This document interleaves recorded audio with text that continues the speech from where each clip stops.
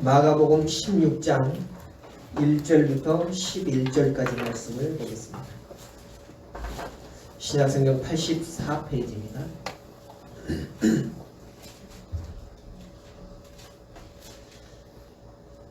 안식일이 지남에 막달라 마리아와 야고보의 어머니 마리아와 또 살로메가 가서 예수께 바르기 위하여 향품을 사다 두었다가 안식 후 첫날 매우 일찍이 해 돋은 때에 그 무덤으로 가며 서로 말하되 누가 우리를 위하여 무덤 문에서 돌을 굴려주리오 하더니 눈을 들어 본즉 돌이 벌써 굴려졌으니 그 돌이 심히 크더라. 무덤에 들어가서 흰 옷을 입은 한 청년이 우편에 앉은 것을 보고 놀라매 청년이 이르되 놀라지 말라. 너희가 십자가에 못 박히신 나사렛 예수를 찾는구나. 그가 살아나셨고 여기 계시지 아니하니라. 보라, 그를 두었던 곳이니라. 가서 그의 제자들과 베드로에게 이르기를 예수께서 너희보다 먼저 갈릴리로 가시나니 전에 너희에게 말씀하신 대로 너희가 거기서 배우리라 하라 하는지라. 여자들이 심히 놀라 떨며 나와 무덤에서 도망하고 무서워하여 아무에게 아무 말도 하지 못하더라. 예수께서 안식 후 첫날 이른 아침에 살아나신 후 전에 7 귀신을 쫓아내어 주신 막달라 마리아에게 먼저 보이시니 마리아가 가서 예수와 함께하던 사람들의 슬퍼하고 울고 있는 중에 이 일을 고하매 그들은 예수의 살으셨다는 것과 마리아에게 보이셨다는 것을 듣고도 믿지 아니하니라. 아멘. 예수님 부활하셨습니다. 옆 사람하고 한번 인사해 봅시다. 예수님 부활하셨습니다.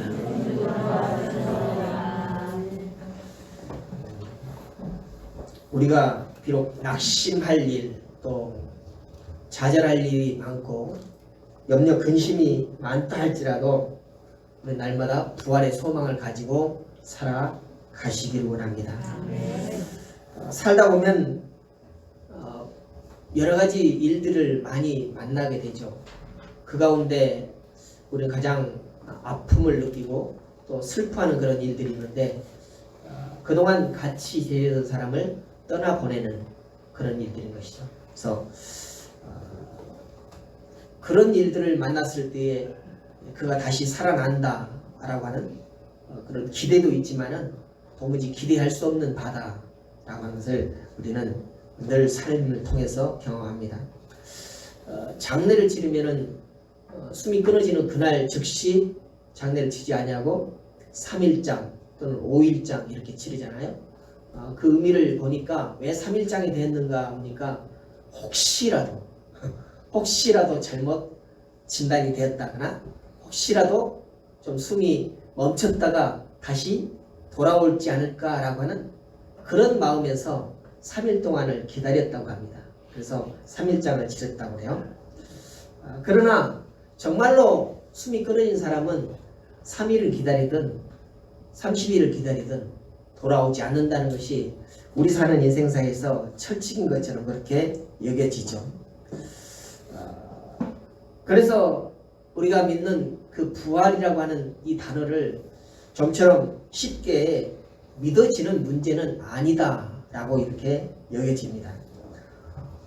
고린도 교회의 성도들도 이에 대한 의문을 많이 가졌다라고 성경은 우리에게 증거해 주고 있어요. 그래서 당시 고대 그리스 철학의 연조를 따르면 몸이 다시 살아난다는 것은 도무지 있을 수 없는 일이다 라고 이렇게 하는 그런 이론이 있었기 때문에 그런 이론들이 고린도 교회 성도들에게도 들어와서 우리가 부활장이라고 하는 고린도전서 15장을 보면은 고린도 교회 성도들이 죽은 자 가운데서 부활이 없다라고 이렇게 당당하게 주장하고 또 어떤 자들은 죽은 자들이 어떻게 다시 살아나며 어떤 몸으로 나느냐라고 이렇게 묻는 그런 부정적인 시각을 공공연하게 드러내는 그런 것들을 우리는 성경을 통해서 보게 됩니다.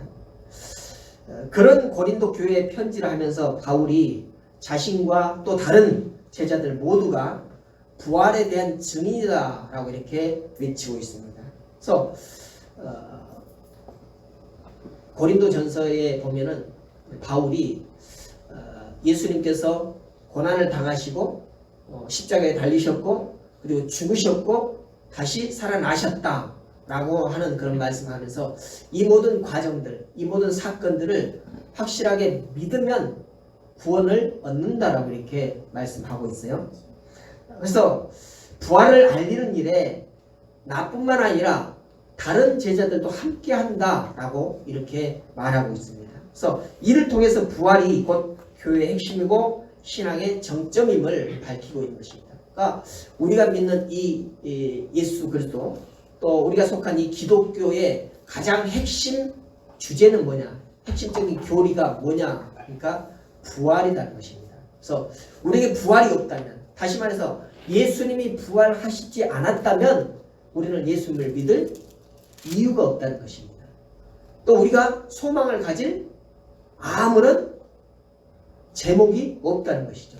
그러나 예수님께서 이미 부활하셨고 또 그 부활한 몸 상태로 하나님께 올라가서 보좌 우편에 앉아 계시다라고 하는 것이 바로 성경의 증언인 것입니다. 그래서 우리는 그것을 믿고 예수님께서 부활하셨듯이 우리도 부활할 수 있다라고 하는 그런 소망을 가지고 살아가는 것, 이것이 바로 기독교의 가장 우선되는 핵심 진리라는 것입니다.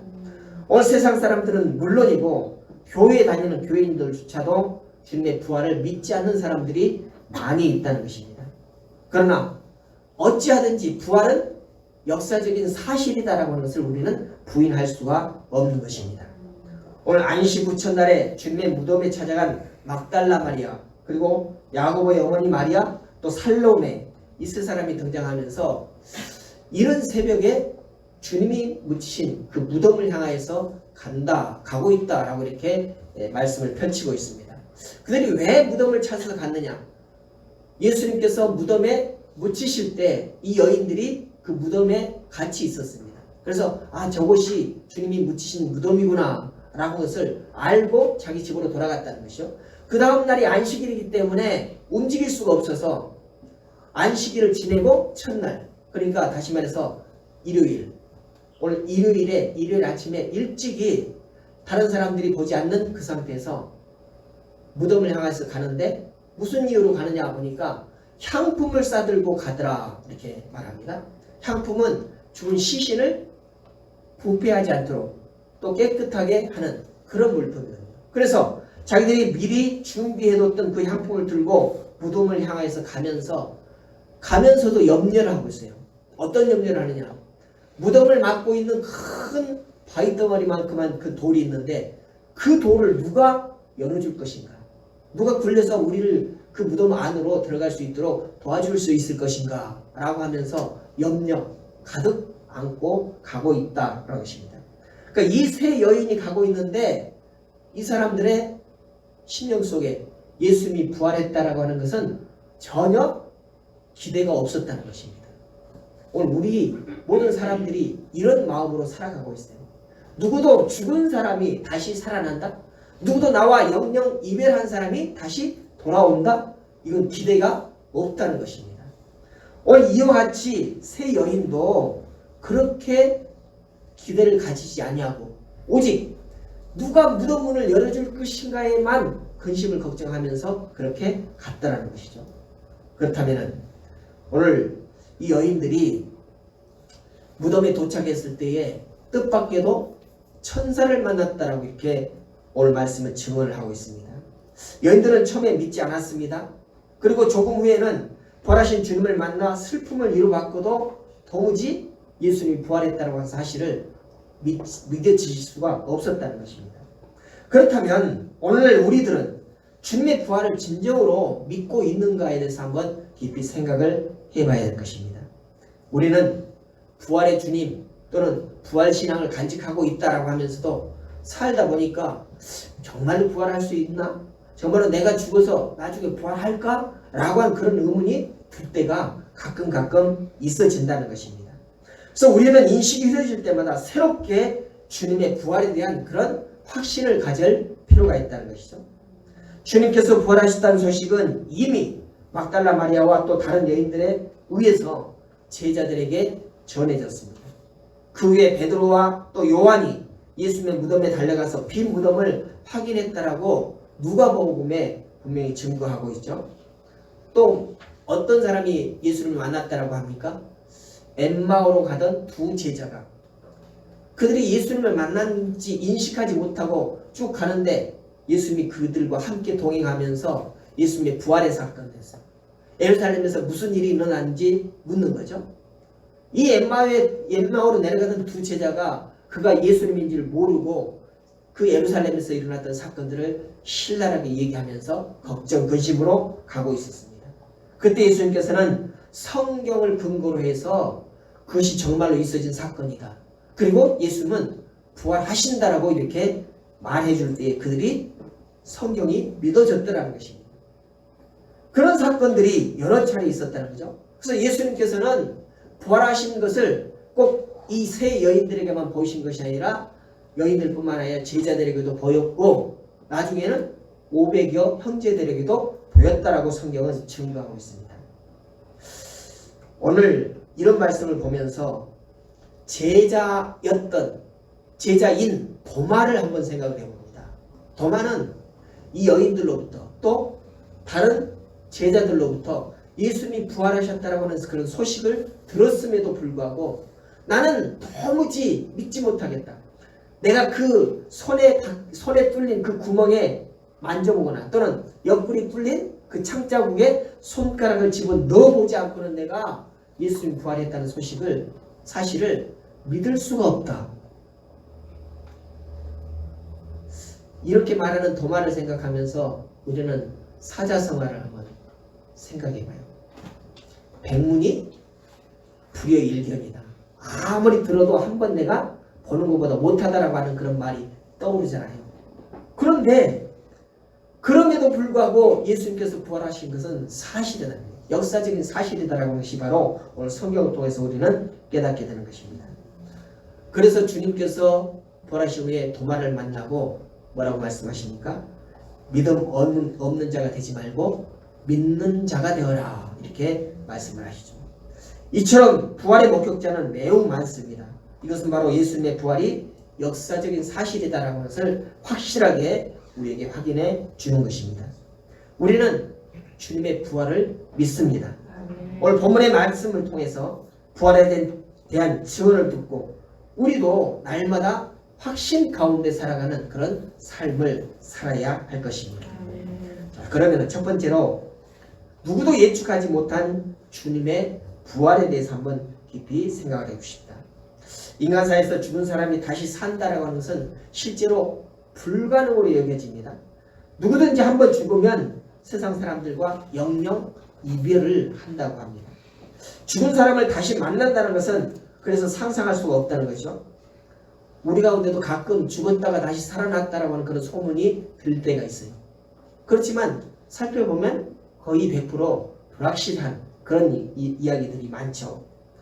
죽었다가 다시 살아나는 경우가 없으니까 사람들은 예수님의 부활조차도 믿을 수가 없다라고 말합니다. 그러면 과연 하나님의 아들이신 예수님의 부활도 우리가 믿을 수 없는 것인가?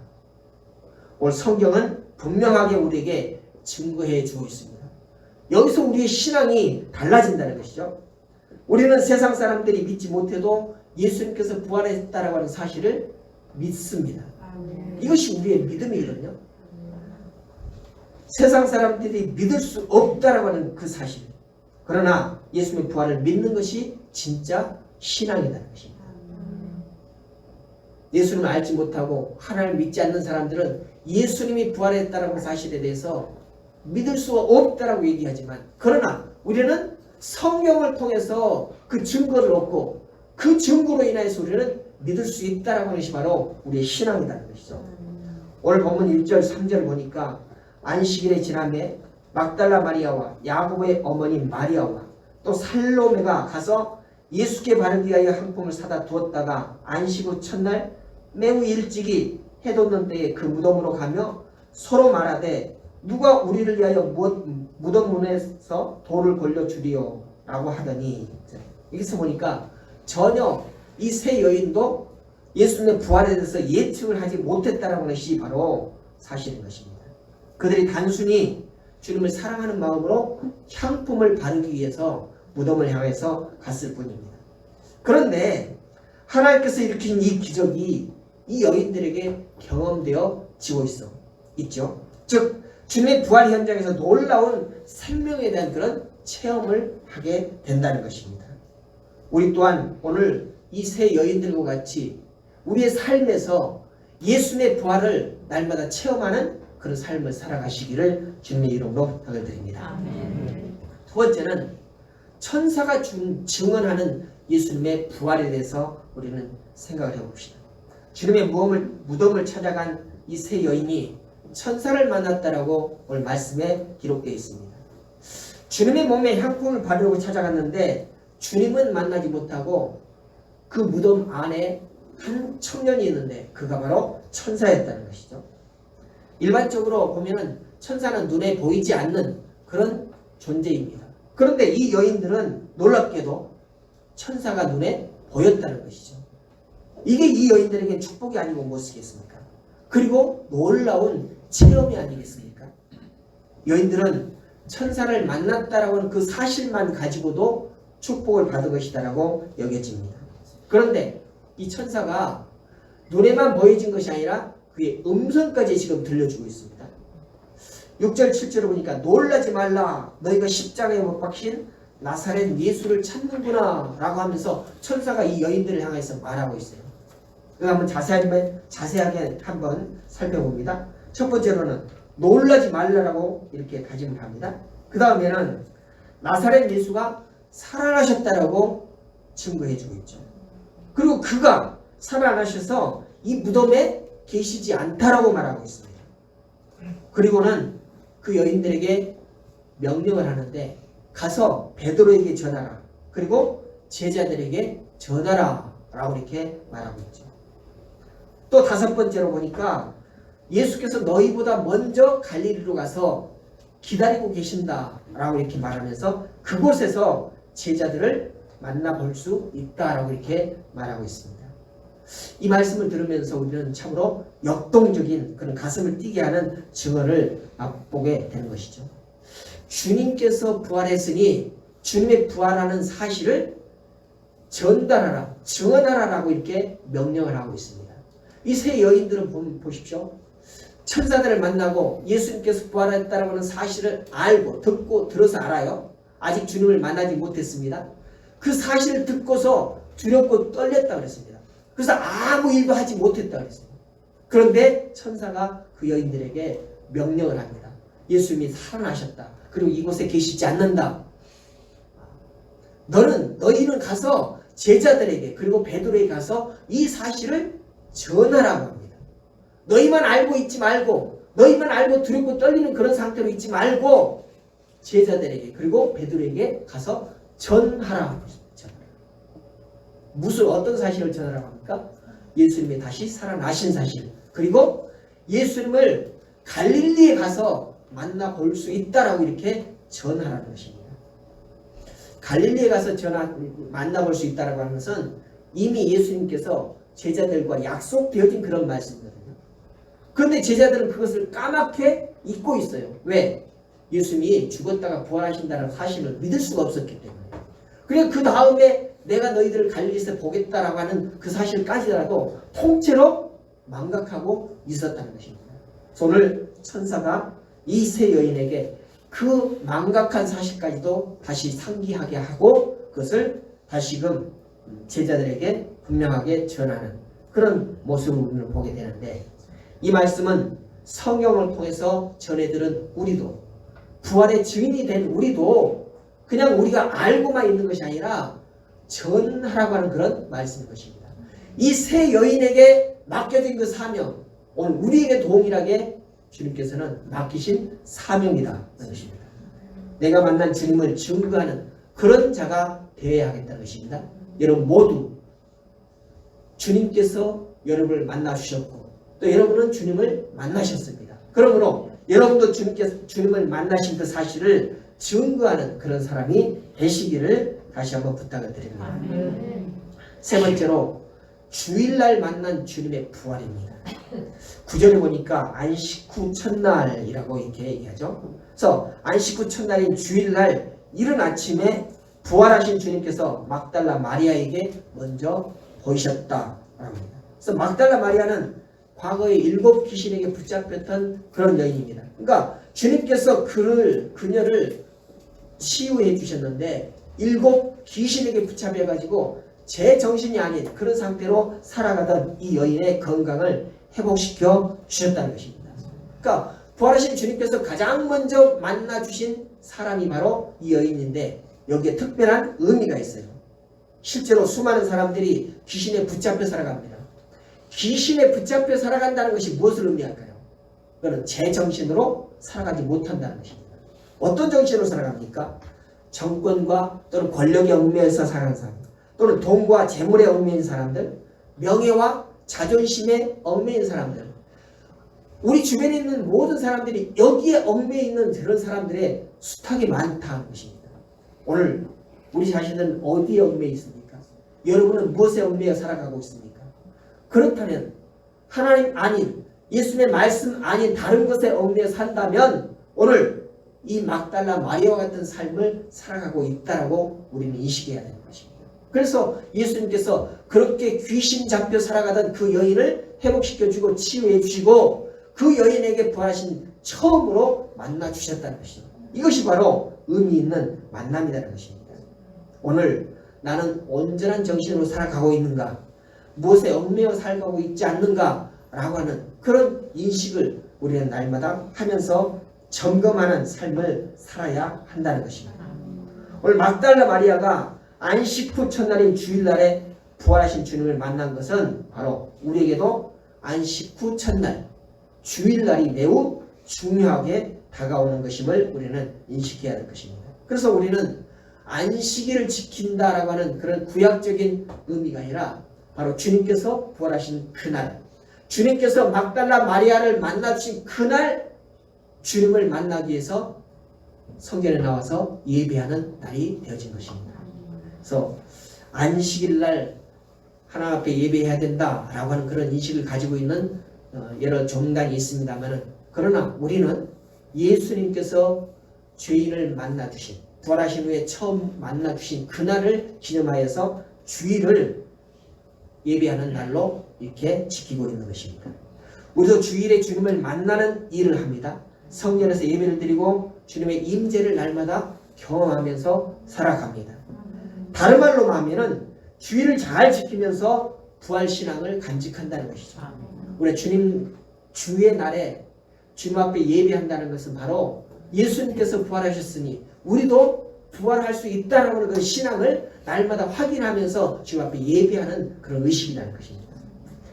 부활의 신앙은 오늘 부활절에만 인식하고 잊어버려야 할 그런 신앙이 아니에요. 우리가 세상 끝날까지 하나님 앞에 가는 그날까지 우리가 깊이 인식하고 기억하면서 살아가야 할 그런 날이 바로 부활신앙이고 부활주일인 것입니다.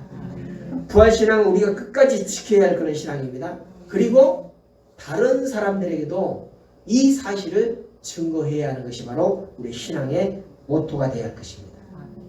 네 번째로는 마리아가 알린 주님의 부활입니다.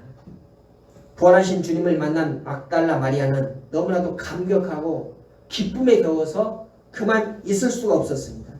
그래서 그녀는 다른 사람들에게 달려갑니다. 오늘 본문에 보니까 사람들이라고 이렇게 지칭을 하고 있는데 추측을 해보면 그 사람들이 바로 주님의 제자들이다 라고 이렇게 추정이 되어집니다. 사람들은 모두 다 주님이 죽었다라는 사실 때문에 슬퍼하며 울고 있었다라고 이렇게 증거하고 있어요. 예수님께서 죽었다라는 그 사실, 그것 때문에 슬퍼하면서 울고 있는 그런 상황 가운데 있는데 거기에 지금 막달라 마리아가 달려가서 예수님이 부활하셨어요, 예수님이 살아나셨어요 라고 이렇게 전하고 있다는 것입니다. 오늘 10절부터 11절에 보십시오. 마리아가 가서 예수와 함께 사람들이 슬퍼하며 울고 있는 중에 이 일을 고하며 그들은 예수의 살으셨다는 것과 마리아에게 보이셨다는 것을 듣고도 어떻게 했다고요? 믿지 아니했더라. 오늘 우리가 살아가는 상황 속에서도 우리가 부활 소식을 전하면 어떻게 사람이 살 수가 있나? 다시 살 수가 있나? 라고 하면서 전에도 듣지 않고 믿지 않는 것이 태반이라는 것입니다. 성경 시대 때도 마찬가지였던 거죠. 우리 이 말씀에서 기막힌 사실을 발견할 수 있습니다. 주님께서는 분명히 부활하셨습니다. 그리고 막달라 마리아를 만나 주셨어요. 그럼 막달라 마리아는 주님을 만났기 때문에, 부활하신 주님을 만났기 때문에 확실하게 증언을 가지고 있어요. 확실하게 전할 수 있습니다. 그래서 자기 알고 있는 사실을 가서 전했어요. 그런데 믿어요, 안 믿어요? 안 믿어요. 분명한 사실임에도 불구하고 믿어주지 않는다는 것입니다. 오늘 그녀가 부활하신 주님을 보았다고 하는 것, 또 주님께서 사셨다고 하는 이 사실을 모두가 다 제자들이 듣고도 믿지 않는다는 것입니다. 제자들에게 주님께서는 반복적으로 고난을 받으시고 십자가에 죽으신 다음에 부활하신다는 사실을 여러 차례 말씀을 주셨어요. 구약 성경에 나와 있는 여러 사실들을 가르치면서 예수님의 부활 사건을 미리 얘기를 하시면서 말씀해 주셨습니다. 그럼에도 불구하고 제자들은 어떻게 믿었습니까? 네, 세상 마지막 날에는 그렇죠. 또는 우리 영혼은 다시 살죠. 라고 이렇게 믿었다는 것입니다. 그러니까 직접 자기 눈에서 보여지는 예수님의 죽으심과 또 십자가에 달리심, 이런 것들은 사실로 다가왔거든요. 그런데 그런 예수님이 다시 육체로 다시 사셨다는 것은 도무지 믿겨지지 않는다는 것입니다. 우리에게도 이런 불신앙이 존재합니다. 왜 이럴까요? 왜 이런, 분명히 마리아가 예수님을 만났고 예수님이 사셨다는 하는 사실을 알고 있고 그것을 전했음에도 믿지 않는 것이 무엇일까요? 왜 이런 불신앙이 우리 가운데 있을까요? 바로 사탄이 그렇게 우리를 이끌어 가고 있다는 것입니다. 사탄은 어찌하든지 우리를 믿지 못하게 하려고 하는 것이 바로 사탄의 목적이거든요. 예수님께서 이 땅에 오신 이유가 바로 뭐예요? 우리를 구원하시기 위해서. 그리고 하나님께서 이미 우리를 만드시기도 전에 구원 계획을 세우셨고 그것을 이루어 가시는 거거든요. 사탄은 그 구원 계획을 망가뜨리는 것이 사탄의 이유예요. 사탄의 목적이에요. 그러니까 오늘 예수님께서 부활하셨다는 사실을 전할 때에 사람들이 그것을 믿으면 안 되잖아요. 믿으면 구원받기 때문에. 그 믿지 못하게 하는 것이 바로 사탄이라는 것입니다. 여러분, 우리 마음속에도 예수님의 부활 사실이 믿어지지 않는 것은 내가 그렇게 믿지 않겠다라고 하는 것보다 사탄이 우리 마음을 그렇게 조종해 가고 있다라고 하는 것을 우리는 확실하게 알아서 우리 마음속에 조금이라도 부활을 의심하는 그런 마음이 있거든요. 오늘 강하게 사탄을 쫓아내는 그런 기도가 있어야 할 것입니다. 어찌하든지 사탄은 주님의 부활을 믿지 못하게 한다라고 하는 것을 우리는 유념해 둬야 할 것입니다. 설교 시간에 아무리 주님의 부활에 대해서 여러 번 외쳐도 많은 사람들이 성경의 말씀이 그렇다는 거지 실제로 그럴 수가 있겠어?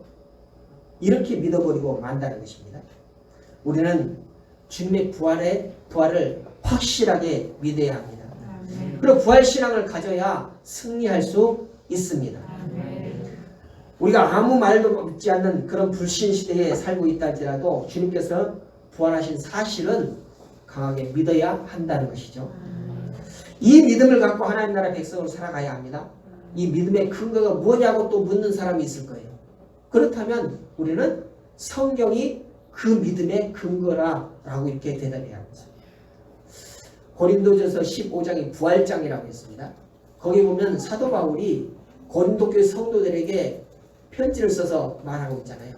보면은 고린도교회 성도들이 예배하면서도 주님을 믿는다라고 믿으면서도 예수님의 부활 사건 그것이 정말 있을 수 있느냐?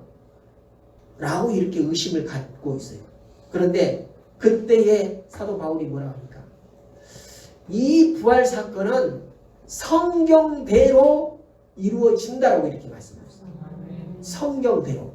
그럼 거기서 성경대로 하나님께서는 예수님의 그 고난과 십자가의 죽음과 부활하신 그 사건들을 하나하나 이루어 가신다라고 말씀하고 있어요. 그래서 사도 바울 자신도 마찬가지로 물론 다메섹 도상에서 부활하신 주님을 만난 사건이 있었지만은 그러나 그것을 차치하고라도 우리가 이미 알고 있는 그 성경 가운데 메시아가 그런 고난을 당하실 것이고 죽을 것이고 다시 살아날 것이다라는 것이 구약성경에 여실히 기록이 되어 있다는 것이죠. 그래서 성경대로 하나님께서 이루어 가신다라고 이렇게 말하고 있어요. 그리고 성경대로 주님께서는 부활하셨다라고 이렇게 증거하고 있습니다. 그래서 믿지 않는 사람들이 예수님이 부활하신 그 증거가 뭐냐라고 말하면 너게 보았냐? 라고 묻는다면 우리는 어떻게 대답해요? 성경대로. 성경이 그렇게 증거하고 있다는 것입니다. 우리 시대에 일어난 일이 아니기 때문에 우리가 눈으로 목도하지 못했기 때문에 우리는 어떤 증거를 댈 수밖에 없느냐? 성경을 댈 수밖에 없다는 거예요. 이미 사도 바울도 성경대로라고 하는 그런 단어를 써가면서 예수님의 부활을 증거했기 때문에 우리는 내가 그 시대에 안 살았으니까 몰라. 그런데 전해오는 말이 그래 라고 하는 것이 아니라 분명하게 성경대로 이루어졌다는 것을 증거로 대해야 한다는 것입니다. 이것이 바로 우리가 믿고 신봉하는 부활신앙이라는 것입니다. 구약 성경에는 수없이 많은 구절에서 예수님의 순환과 부활을 증거해 주고 있습니다. 그래서 지금 고린도전서에서는 성경대로 그 예수님이 그 일을 이루셨다라고 이렇게 증언하고 있는 것입니다. 결국 성경대로 믿는 사람들이 모임이 있습니다. 많은 사람들 중에 예수님 부활했다는 사실을 믿는 사람이 있고 믿지 못하는 사람이 있다는 것입니다. 근데 믿는 사람들은 무엇을 근거로 해서 믿어요? 성경을 근거해서 믿는다니까요. 성경을 근거로 해서 믿는 사람들이 모여지는데 그 모임이 뭐가 돼요? 교회가 돼요. 그 교회가 왜 생겼느냐라고 한다면은 예수님의 부활로 시작이 되었다라고 말해도 틀린 답이 아니라는 것입니다. 그래서 우리 이렇게 모인 사람들은 더 이상 예수님의 부활에 대해서 의심을 가질 수가 없다는 것이죠. 왜?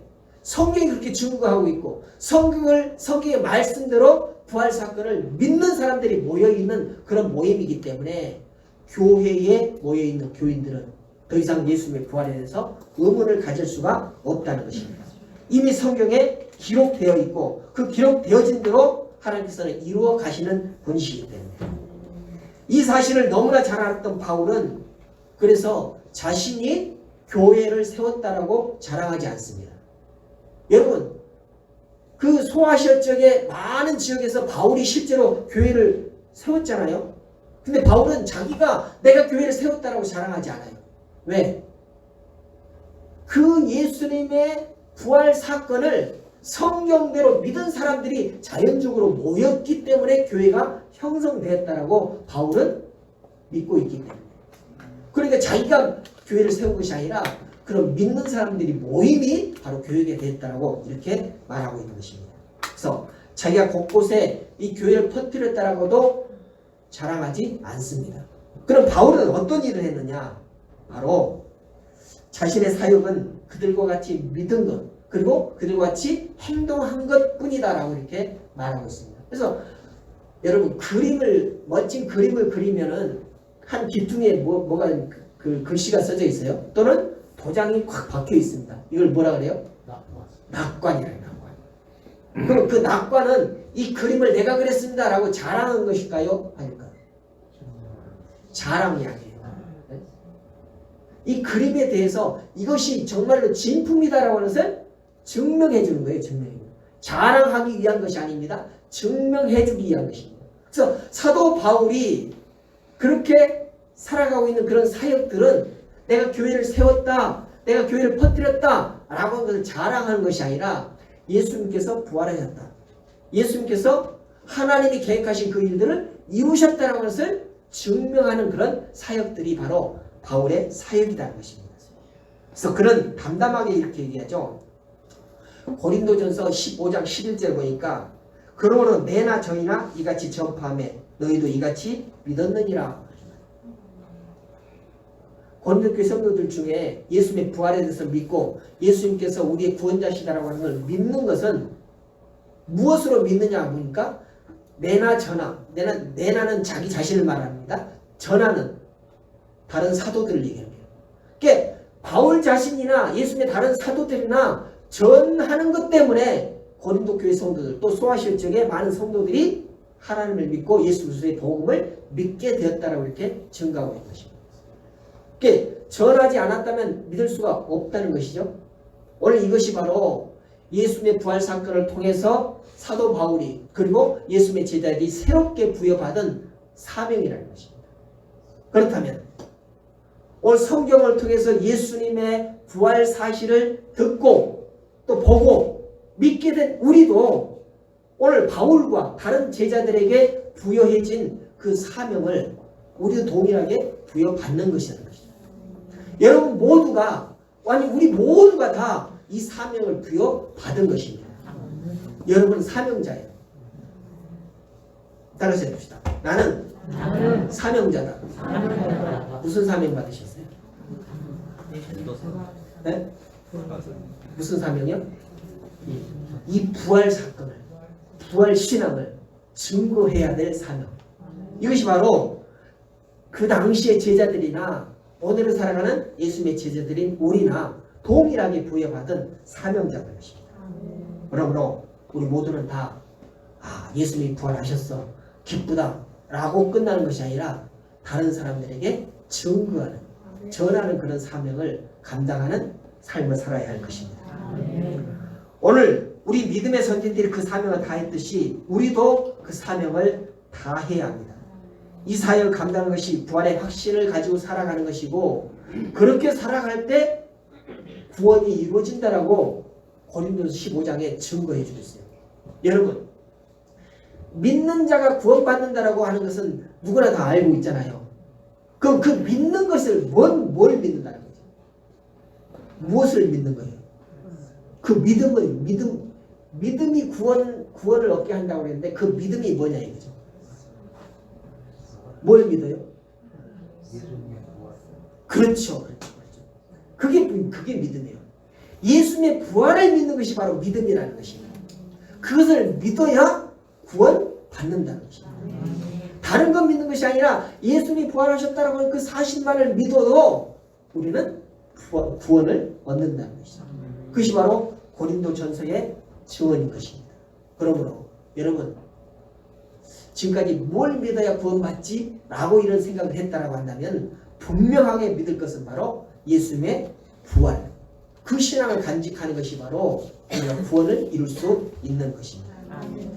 부활의 확신 속에서 살아가시는 여러분 되시기를 주님의 이름으로 부탁을 드립니다. 삶이 힘들고 어렵죠. 여러 가지 난관들이 많습니다. 우리가 가는 길에는 우리를 넘어지게 하는 그런 돌뿌리들이 많습니다. 어떤 경우는 그런 돌뿌리에 넘어져서 심하게 상처를 입기도 하고 낙심천만에 있을 수도 있습니다. 절망할 수밖에 없는 그런 상황이 우리에게 올 수도 있습니다. 또 아픔 때문에 좌절해 있을 수도 있습니다.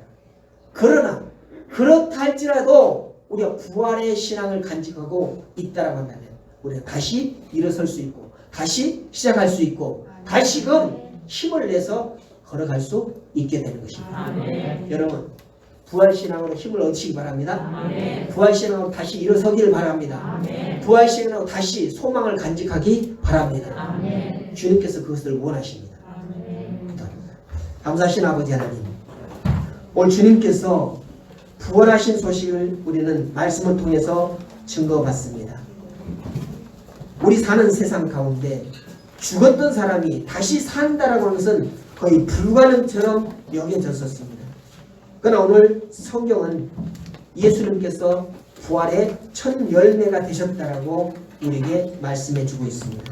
아버지 하나님, 절망 가운데서 좌절할 수밖에 없는 그런 상황 가운데서 쓰러지고 넘어져 있는 우리들이 오늘 부활신앙으로 다시금 일어서게 하여 주시옵시고 다시금 힘을 얻어서 능력 있는 삶을 살아갈 수 있도록 붙들어 주시옵소서. 좌절하고 절망하고 넘어져 있는 모든 자들이 이 말씀으로 이 부활신앙으로 인해서 다시금 시작하게 해 주시옵시고 다시금 하나님께로 달려갈 수 있는 그런 힘을 얻게 하여 주시옵소서. 감사드리며 예수님의 이름으로 기도드렸습니다. 아멘.